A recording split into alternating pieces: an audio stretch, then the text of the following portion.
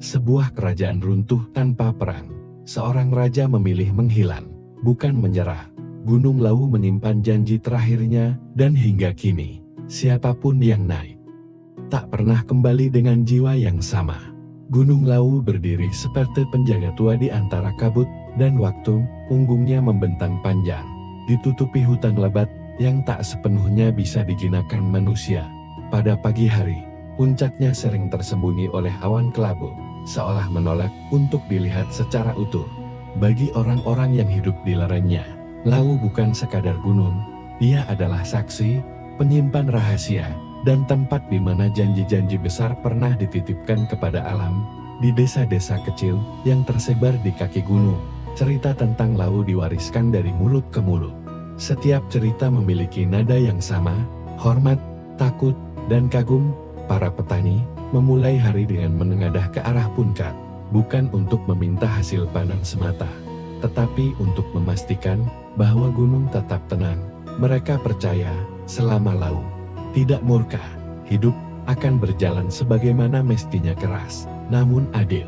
Pada malam-malam tertentu, ketika angin turun dari atas membawa hawa dingin yang menusuk tulang, para tetua desa akan berkumpul di pendapa kayu. Di bawah cahaya lampu minyak yang redup, kisah-kisah lama kembali dihidupkan, tentang jalan setapak yang tak pernah sama bagi setiap orang, tentang suara gamelan halus yang kadang terdengar dari arah hutan tanpa ada satupun pemain terlihat, dan tentang seorang raja yang memilih berjalan menuju gunung, meninggalkan dunia yang pernah ia kuasai. Konon, sebelum gunung ini menjadi tempat pertapaan dan siaran, Lawu hanyalah bentang alam yang sunyi. Namun semuanya berubah ketika sebuah janji besar ditanamkan di puncaknya. Janji itu bukan tertulis di batu atau diukir pada kayu, melainkan diikat oleh tekad dan keputusasaan seorang manusia yang memahami akhir zamannya. Sejak saat itu, Lawu menjadi tempat peralihan antara menang dan kalah, antara hidup dan lenyap, antara dunia manusia dan keabadian. Hutan Lawu menyimpan keheningan yang tidak biasa. Burung-burung berkicau seperlunya, seakan tahu batas. Pohon-pohon besar berdiri rapat, akarnya menjalar seperti urat nadi raksasa yang menahan rahasia di dalam tanah. Setiap langkah di jalurnya terasa seperti memasuki ruang yang tidak sepenuhnya milik manusia. Banyak pendatang mengaku merasakan perasaan diawasi, bukan dengan niat jahat, melainkan dengan penilaian yang sunyi. Masyarakat percaya bahwa gunung ini hanya membuka dirinya kepada mereka yang datang dengan niat yang jujur. Lawu tidak menolak siapapun, tetapi ia juga tidak menjanjikan keselamatan. Ada yang kembali dengan hati yang berubah, ada yang pulang membawa luka batin yang tak pernah sembuh, dan ada pula yang tak pernah kembali sama sekali. Nama mereka perlahan hilang dari ingatan manusia, namun dipercaya tetap tercatat oleh gunung.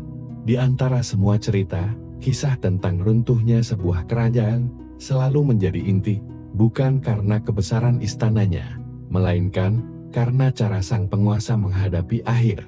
Para tetua tidak pernah menyebut namanya dengan lantang, mereka menyebutnya Raja Terakhir, seolah nama duniawinya sudah tidak lagi penting. Yang abadi adalah pilihannya untuk tidak bertahan dengan kekerasan, tetapi menyerahkan segalanya kepada perjalanan sunyi. Gunung Lawu hingga hari ini masih berdiri tanpa memberi jawaban pasti. Ia hanya menawarkan keheningan, jalur-jalur terjal, dan cermin bagi siapapun yang berani menatap dirinya sendiri. Janji yang tersimpan di dalamnya bukan janji kemuliaan, melainkan janji kejujuran, bahwa setiap manusia pada akhirnya akan sampai pada satu titik di mana kekuasaan, harta, dan nama tidak lagi berarti apa-apa, dan di sanalah, di antara kabut yang tak pernah benar-benar tersibak, legenda Gunung Lawu bermula bukan sebagai kisah tentang gunung, melainkan tentang manusia yang memilih bagaimana ia ingin dikenang oleh waktu. Istana Majapahit tidak runtuh dalam satu malam. Ia retak perlahan, seperti dinding tua yang terlalu lama menahan beban zaman. Di balik gerbang-gerbang bata merah yang menjulang, kehidupan istana masih tampak megah, namun denyutnya telah melemah. Gamelan tetap dibunyikan, upacara tetap dijalankan, Tetapi kepercayaan yang dahulu mengikat para bangsawan mulai terkikis oleh kecurigaan dan ambisi pribadi di dalam balairung. Para pejabat berbicara dengan suara rendah, namun penuh siasat. Kata-kata tidak lagi menjadi alat kebijaksanaan, melainkan senjata. Setiap keputusan ditimbang bukan demi negeri, tetapi demi kubu masing-masing. Kesetiaan menjadi barang langka, sementara pengkhianatan menyamar sebagai nasihat. Majapahit, yang dahulu disatukan oleh tekad dan visi, kini terpecah oleh kepentingan. Sang raja menyadari semuanya. Dari singgasananya, ia menyaksikan perubahan itu dengan mata yang letih. Usianya tidak muda lagi, dan beban yang dipikulnya jauh lebih berat daripada mahkota emas di kepalanya. Ia mengenang masa ketika nama Majapahit disebut dengan hormat hingga ke seberang lautan. Kini, utusan-utusan datang bukan membawa penghormatan, melainkan tuntutan dan ancaman terselubung di luar tembok istana. Angin perubahan bertiup kencang. Ajaran-ajaran baru tumbuh di pesisir, membawa nilai yang berbeda dari tatanan lama. Rakyat mulai mempertanyakan kekuasaan yang diwariskan melalui darah. Mereka mencari pemimpin yang dekat, bukan yang bersembunyi di balik tembok tinggi. Istana, yang dulu menjadi pusat kehidupan, perlahan terasa jauh dari denyut rakyatnya sendiri. Konflik di dalam keluarga kerajaan mempercepat keruntuhan. Saudara melawan saudara, keponakan menentang paman, semua atas nama hak dan warisan. Darah biru tidak lagi menjamin kebijaksanaan. Sang raja berdiri di tengah pusaran itu, berusaha menjaga keseimbangan, namun setiap langkah terasa seperti menginjak tanah rapuh. Ia tahu, satu keputusan salah bisa menenggelamkan seluruh negeri dalam pertumpahan darah. Malam-malam di istana menjadi sunyi. Sang raja sering terjaga, memandang obor yang berkelip di halaman.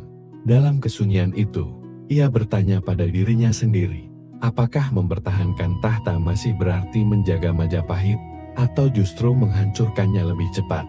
Jawaban itu tidak mudah, karena ia terikat oleh sumpah, sejarah, dan harapan para leluhur. Ketika pemberontakan kecil mulai bermunculat dan dukungan para adipati melemah, pilihan menjadi semakin sempit. Mengerahkan pasukan berarti perang saudara. Menyerah berarti mengakhiri garis kekuasaan yang telah berlangsung ratusan tahun. Sang raja memahami bahwa kejayaan tidak selalu berakhir dengan kemenangan. Ada kalanya, kehormatan justru lahir dari keberanian untuk melepaskan pada suatu hari yang muram. Keputusan itu diambil tanpa diumumkan secara resmi. Tidak ada sidang agung, tidak ada titah yang menggema. Istana tetap berdiri, tetapi pusatnya telah kosong. Sang raja memilih tidak bertarung melawan zaman. Ia memilih jalan yang tidak tercatat dalam prasasti, tetapi akan hidup dalam bisik-bisik legenda. Para abdi setia merasakan perubahan itu lebih dulu. Perintah menjadi singkat, pertemuan dibatasi, dan persiapan dilakukan tanpa suara. Majapahit tidak jatuh oleh serangan musuh, melainkan oleh kelelahan batin pemimpinnya yang menolak menambah luka pada negerinya sendiri.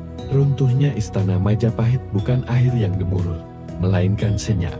Seperti lilin yang padam, setelah menerangi terlalu lama, ia meninggalkan sisa cahaya dalam ingatan.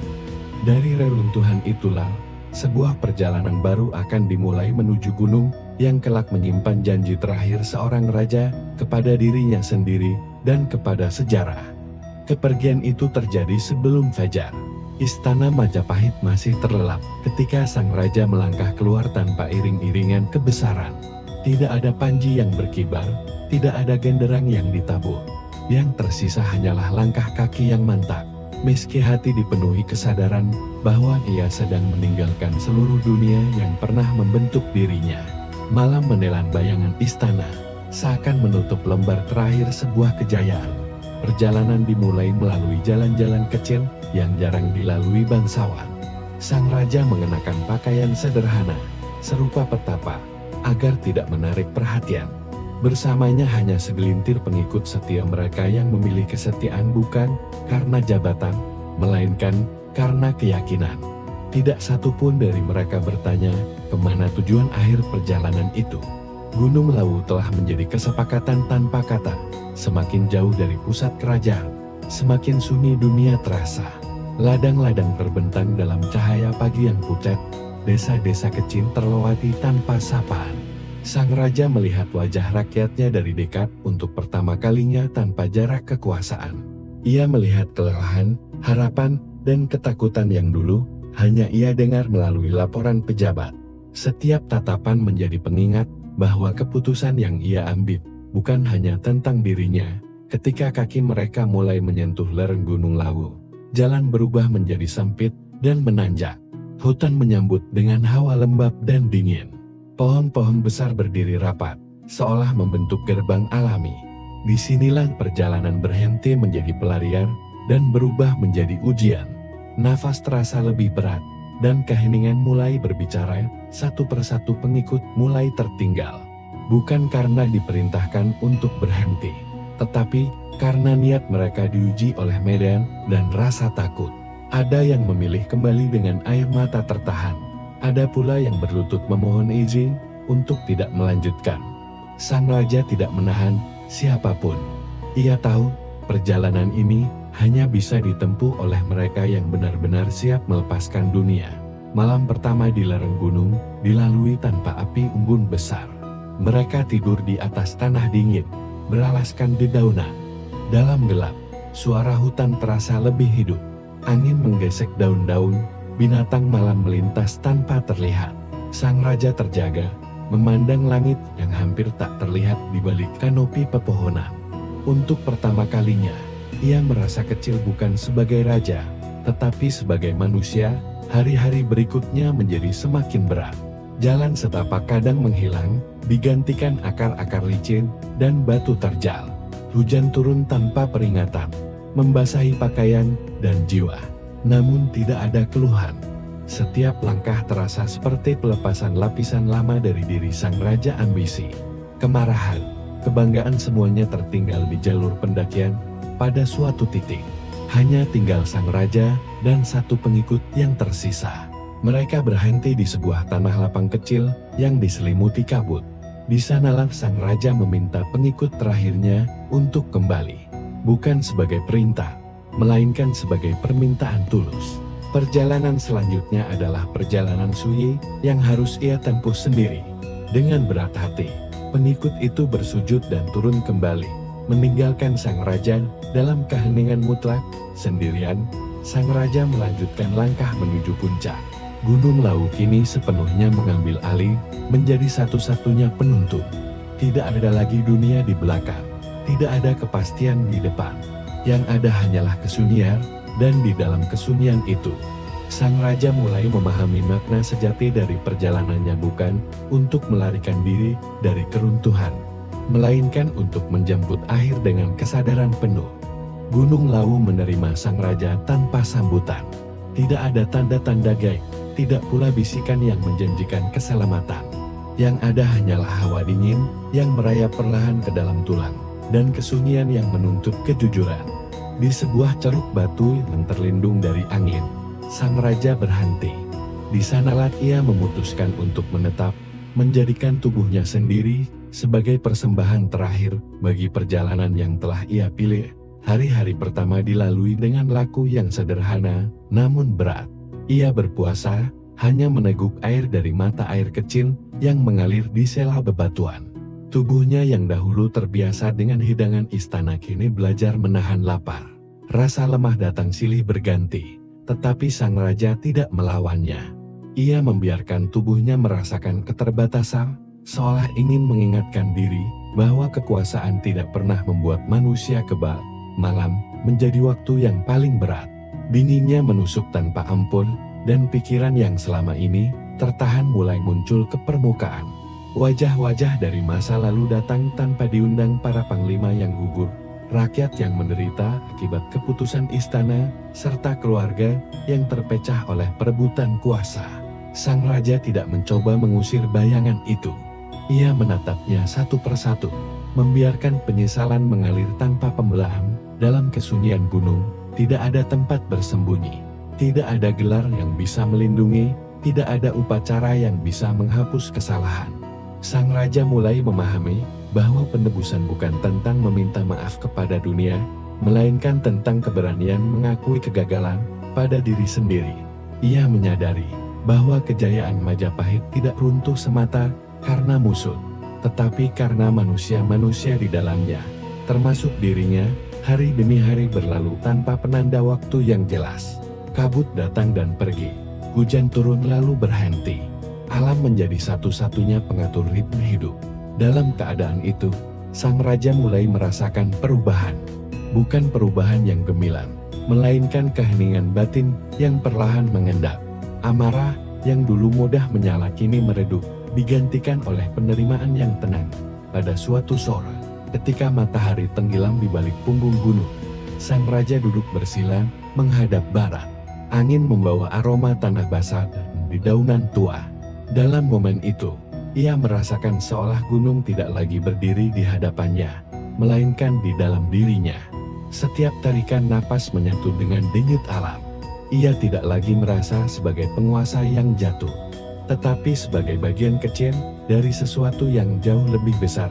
Laku yang ia jalani bukan untuk memperoleh kekuatan baru, melainkan untuk melepaskan sisa-sisa kekuasaan yang masih melekat. Ia berhenti menyebut dirinya raja dalam doa-doanya. Ia menyebut dirinya manusia yang pernah salah, pernah sombong, dan kini belajar tunduk.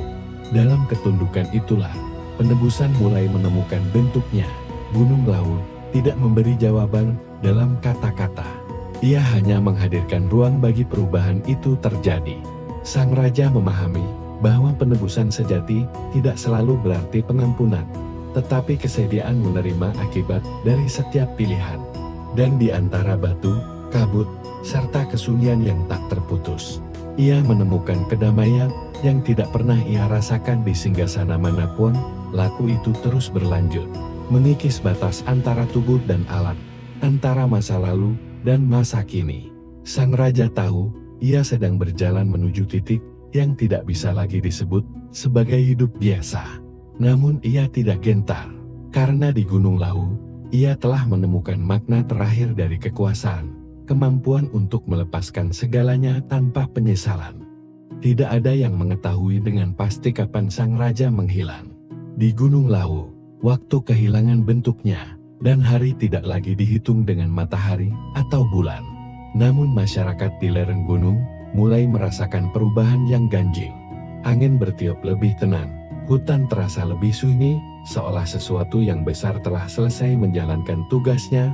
Pada malam itu, kabut turun lebih tebal dari biasanya, menyelimuti lereng, pepohonan, dan ceruk batu tempat sang raja biasa bertapa. Suara alam meredup, digantikan oleh keheningan yang nyaris sempurna. Tidak ada kilat, tidak ada gemuruh. Gunung Lawu seakan menahan napas, memberi ruang bagi peristiwa yang tidak membutuhkan saksi. Sang raja telah duduk bersila sejak senja.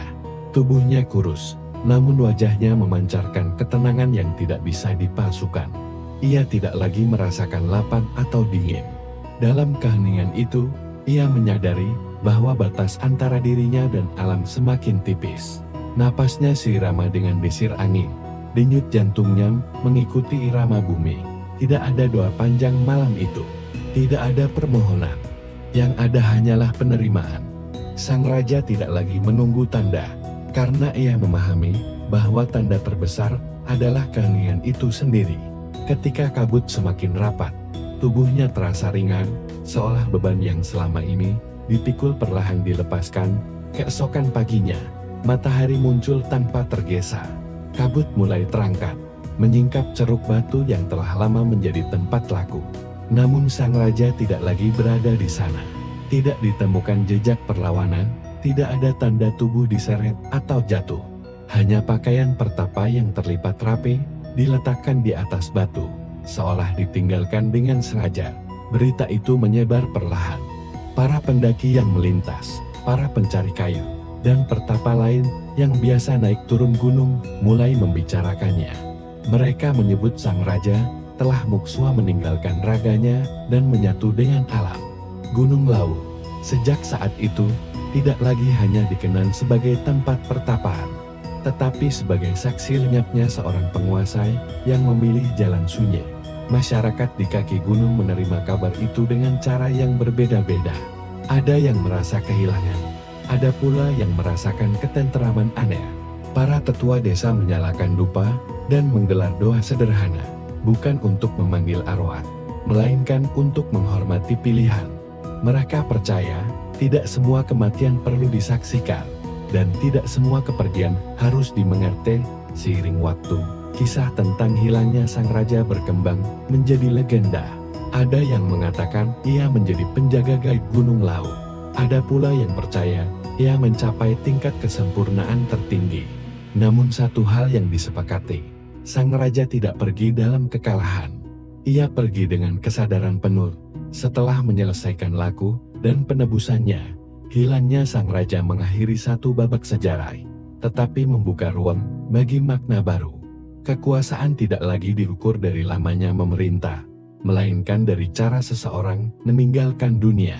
Gunung Lawu kini menyimpan lebih dari sekadar jejak langkah. Ia menyimpan keputusan terakhir seorang manusia yang memilih lenyap daripada meninggalkan warisan darah dan dendam, dan sejak saat itu, siapapun yang mendaki Lawu dengan hati yang terbuka, kerap merasakan kehadiran yang tidak terlihat bukan sebagai bayangan raja, melainkan sebagai pengingat bahwa dalam keheningan, manusia bisa menemukan akhir yang paling bermartabat. Setelah hilangnya sang raja, Gunung Lawu tidak lagi dipandang dengan mata yang sama. Ia bukan sekadar gunung tinggi yang menjulang di antara dua wilayah, melainkan ruang yang dipercaya menyimpan batas antara dunia kasat mata dan dunia yang tak terjamah nalar. Keheningannya menjadi lebih dalam, seolah menyerap jejak peristiwa yang telah terjadi. Masyarakat di lereng gunung merasakan perubahan itu, meski tidak mampu menjelaskannya dengan kata-kata. Kepercayaan tumbuh perlahan, berlapis-lapis, seperti lumut di batu tua. Orang-orang mulai datang bukan hanya untuk bertani atau berburu, tetapi untuk mencari makna.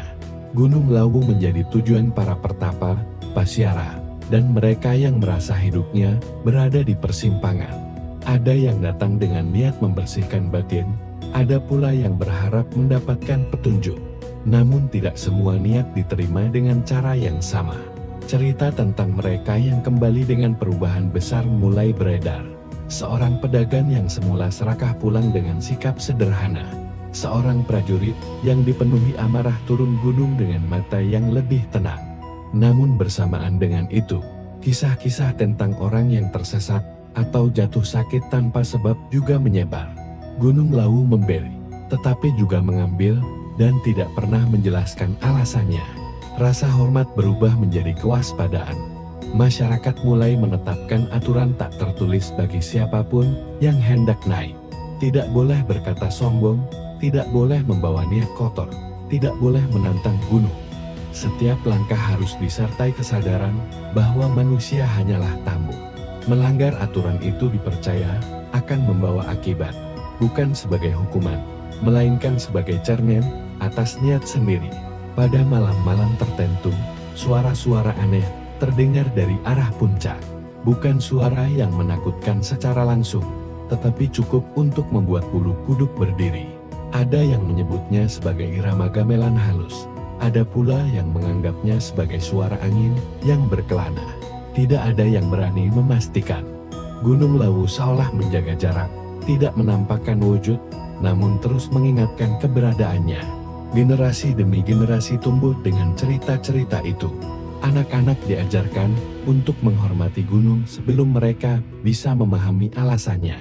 Para tetua desa tidak pernah memaksa kepercayaan.